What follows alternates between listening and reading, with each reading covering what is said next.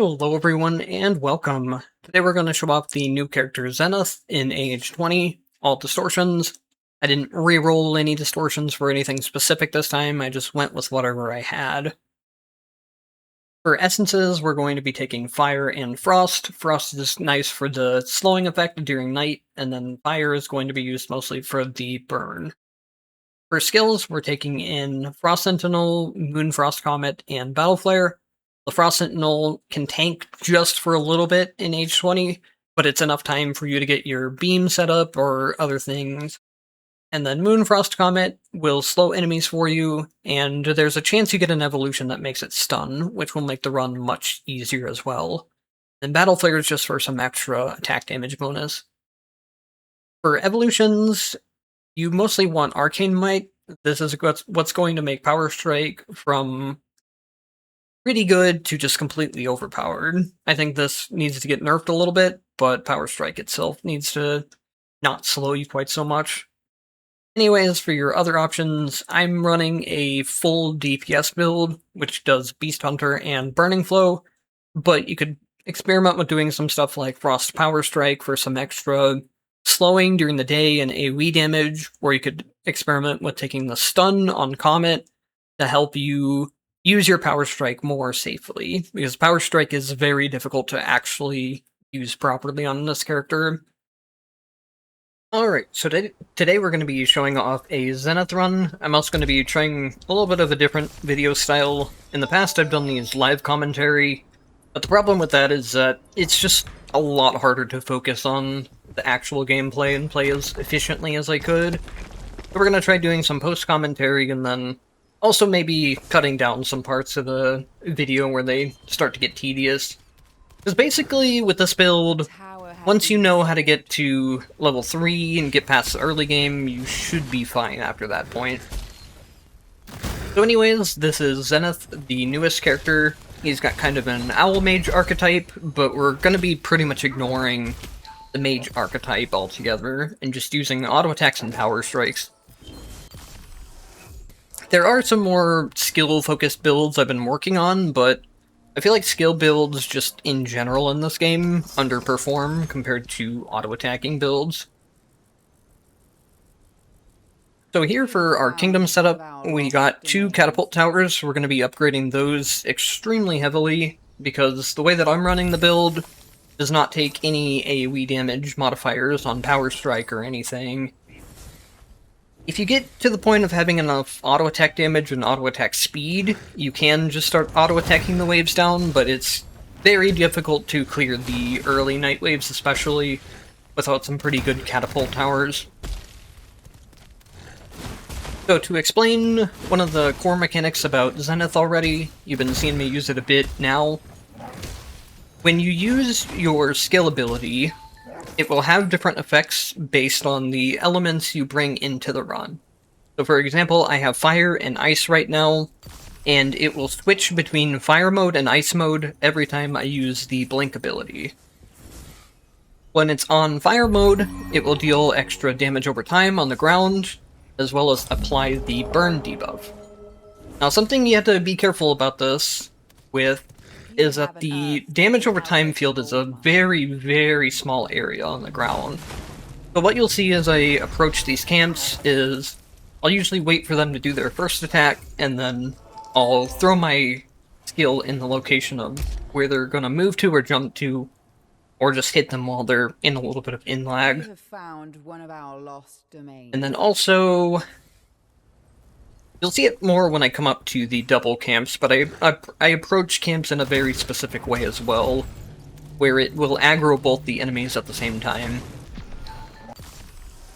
For now, you got to see a little bit of the Power Strike there as well. The Power Strike locks onto a target. It massively slows you down, which is something that's very difficult to work around, especially in the high ages. But if you can work around this, then the Power Strike is a major powerhouse. So here we'll go back to, for example, what I was talking about earlier. I just make sure I walk into the camp in a way that both the enemies are going to see me at the same time. If I walk in from like an angle on the side, for example, one enemy is going to see me before the other one. So I just want to approach them head-on directly, basically. But anyways, back to the Power Strike. It does anywhere from 1 to 5 times your auto-attack damage, depending on how long it stays locked on. So something that's going to be extremely, extremely important for this run is to get energy out of some of your shards. The more energy you have, the longer you're going to be able to keep that 5 times modifier onto enemies. And it's going to make such a major difference with boss fights. Because one of the big downsides of the build is that when you're fighting bosses, you will just end up running out of energy before you kill stuff. But if you can get to the point of where one rotation of your Power Strike is doing like a third of their health, then that will help out a lot.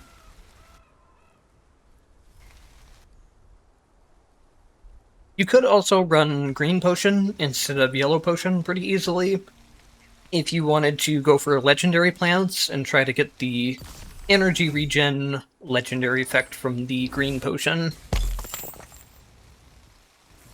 In this run, I went red and yellow, because I'm just trying to stack as much damage as possible and finish the run quickly. For Red Potion, you obviously just want attack damage and crit. A little bit of lifesteal helps as well, since you don't have any other healing in the build. And then for Yellow Potion, some attack speed does help for camps where you can't really use your Power Strike. But for the Yellow Potion, the thing you want most is the amplifiers, because that will help once you hit level 6 and get Beast Hunter unlocked.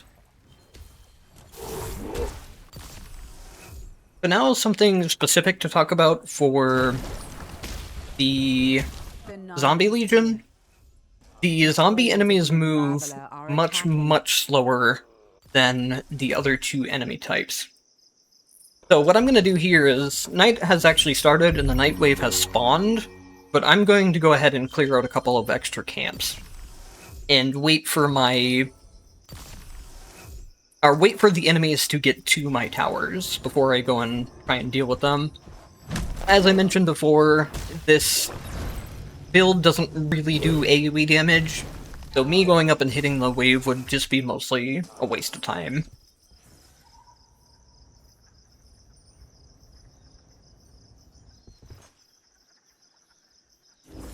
And then one other thing I did too was I grabbed an archer tower on the 2nd tier, just to have more of a heads up of when the wave is getting close. That archer tower is not going to be used for anything, it's not going to be upgraded, it's only there for vision. Another thing I should mention is that upgrading your 1st tier of towers is much more efficient damage-wise than getting the 2nd or 3rd tier. When you start buying the 2nd and 3rd tier towers, they cost more each time, depending on how far away they are. Now, sitting on your 3rd tier of towers alone isn't something you can always do. In the Vampire Legion, it's much harder to sit on one gate, because those enemies have really, really high damage output. So it's something you gotta kind of be careful and play around with, depending on each map. Here, we'll just finish off this camp real quick, and then head back, and you will be able to see just how strong the catapult towers actually are. The enemies in this first wave should have 600 HP, and the towers are going to be able to easily one-shot that.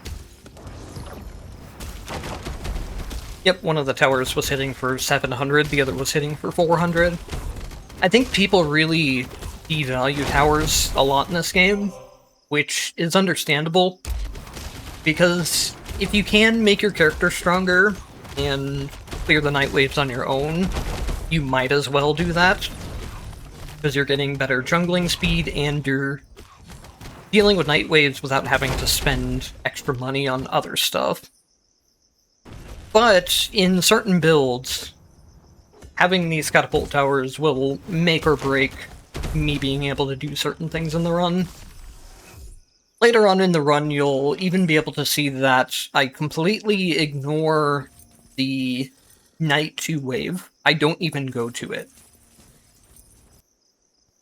So for a little bit more information as well in that regard, I don't actually need to be there for that first Night Wave either. The towers can solo it. The reason I'm there is for the EXP, because we need to hit level 3 in this build as fast as possible, and then hitting level 6 is a nice bonus from there. Now that we're level 3, we have a evolution that brings the damage cap from Power Strike from 5 times to 10 times. And this is where you will see the run just completely start to break very quickly. I don't think there's really too many other runs where I've just started killing green camps at the end of day 1. Usually I would go and clear all the white tier camps and then progressively go up to higher and higher tiers. But with this run, with a combination of having 2 offensive potions and having the huge power strike damage for single target camps, we can go through things very quickly.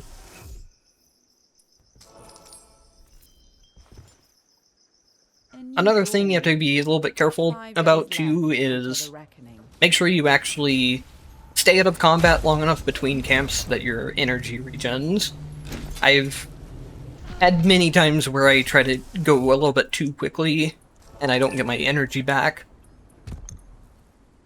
But there was a perfect example of fighting that green camp right there. As soon as you hit level 3 and you have a decent amount of attack shards from other camps you've been doing, you will pretty much just start one-shotting anything you fight. Here I'm going to come and grab another wave since it's kind of on the way of where I need to go. If you're ever in the area of the lane waves, you might as well pick up 1 or 2. You don't want to spend too much time laning during the day, but it is a very good way of getting EXP, if you can. Pick them up quickly, that is.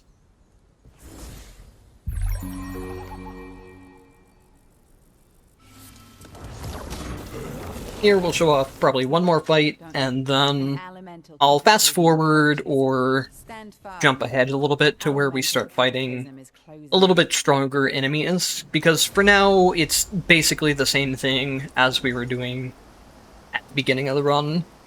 So basically the rule of thumb is, if you're fighting camps with more than 1 enemy, you probably want to avoid using your laser for the most part.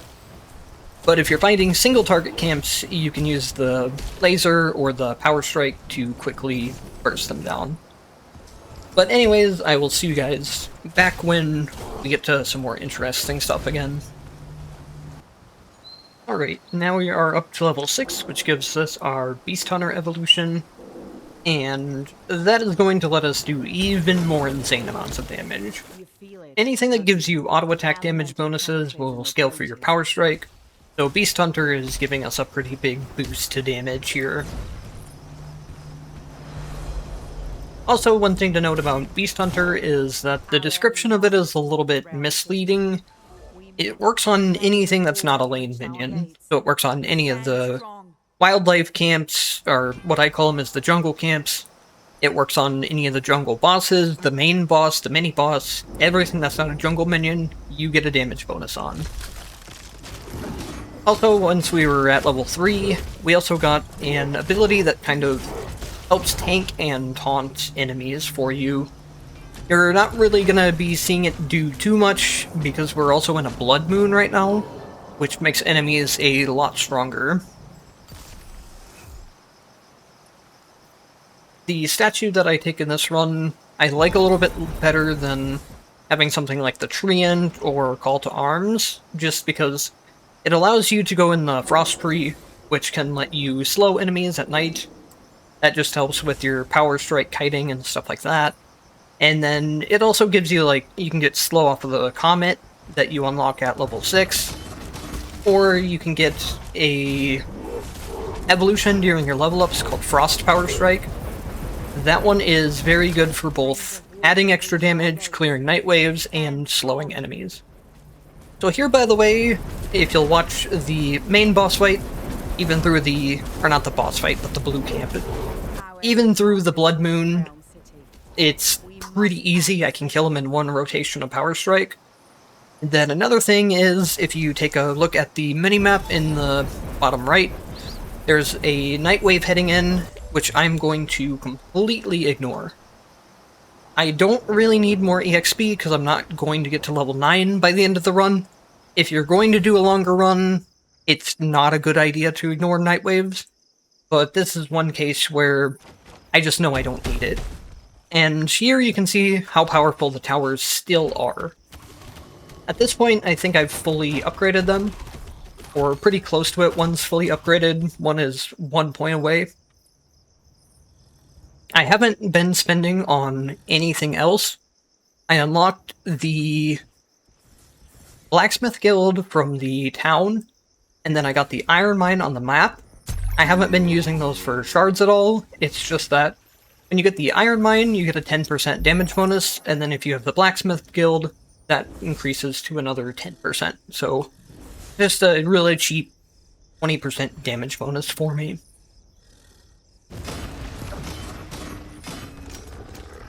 Now here, you can see me start to struggle with one of the things of the Power Strike. Against enemies like these that like to dash away, it gets real annoying.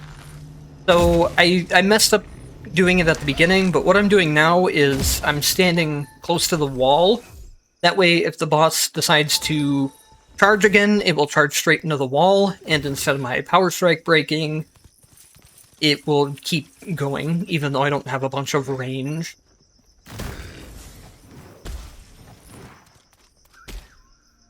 Let's see if I handle this camp a little bit better.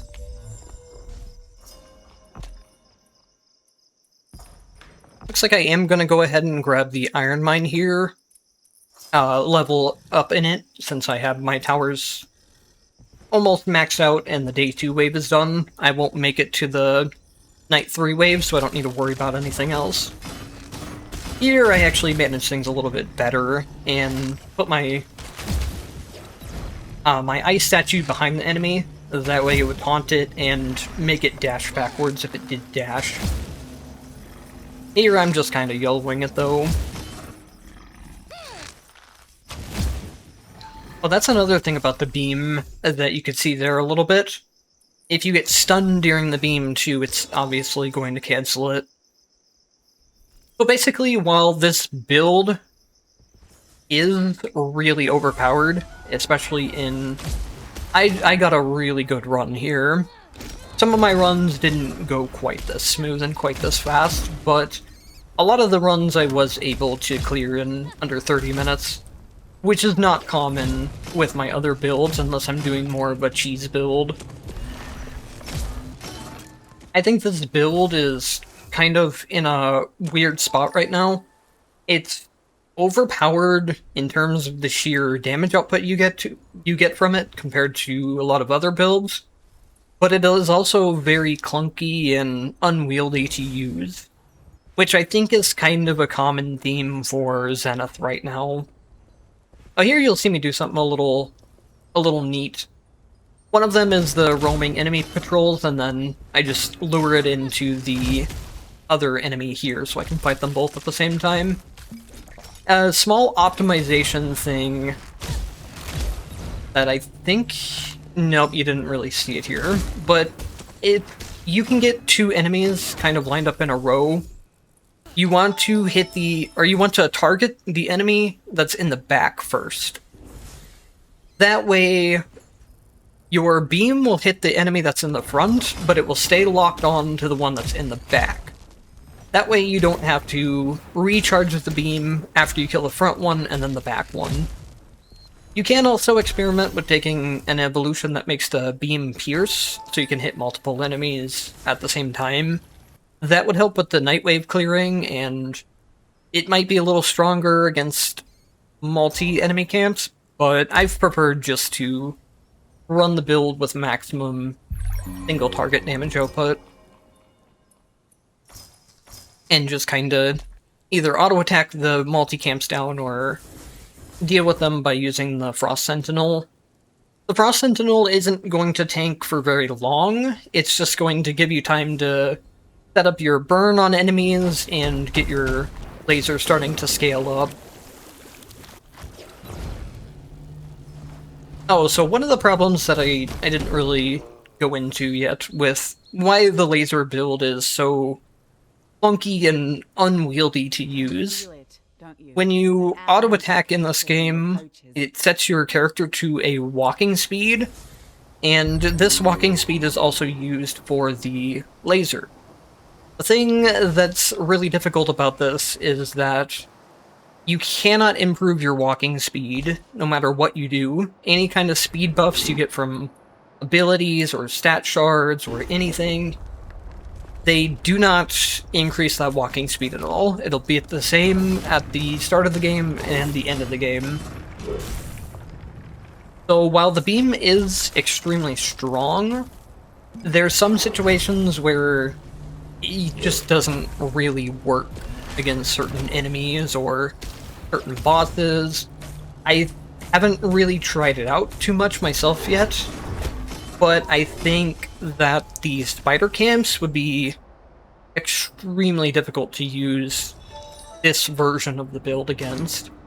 Maybe a more AoE-focused build could deal with them a little bit better, but with the way I'm running it, it would probably be really difficult to take on the spider camps. But during that boss fight, you could see kind of what I was talking about before. With enough energy and attack damage and crit, you can get to the point of where you can pretty much kill the bosses in one rotation or a couple rotations of your power strike.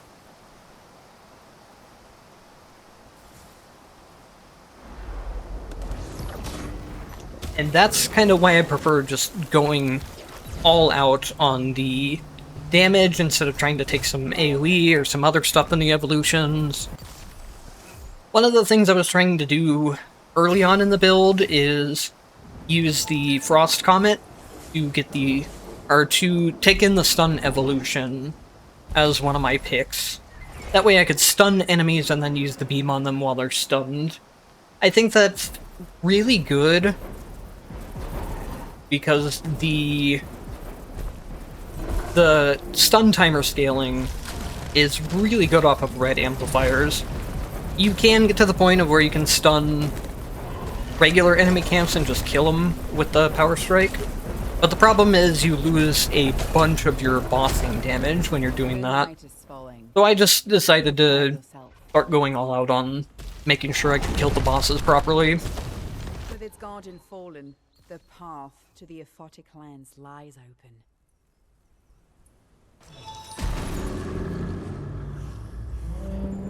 And believe it or not, we're actually now at the point where we can just win the game. Honestly, we could have won the game earlier too.